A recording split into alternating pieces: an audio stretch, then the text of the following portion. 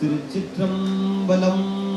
தென்னாடுடைய சிவனே போற்றி, எந்நாட்டவர்க்கும் இறைவா போற்றி.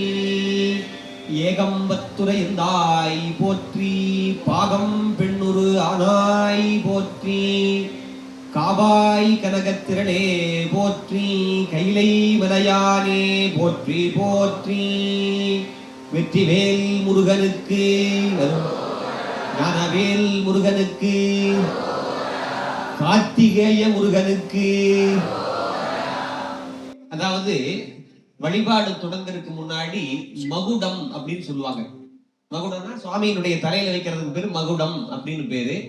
எப்பவுமே நம்முடைய சைவ சமயத்துல ஒரு பூஜையை தொடங்குறதா இருந்தா தென்னாளுடைய சிவனே போற்றி அப்படின்னு சொன்னா எந்நாட்டவர்க்கும் இறைவா போற்றி அப்படின்னு சொல்லணும். இப்ப நீங்க கேட்கலாம், முருகனுக்கு தாங்க பூஜை பண்றோம், முருகனுக்கு பூஜை பண்ணும் போது இதுக்கு சிவனுக்கு சொல்லணும் அப்படி நினைக்க கூடாது. அப்படி நினைச்சோம்னா நம்மள சூரபெருமன் ஆயிடுவோம்.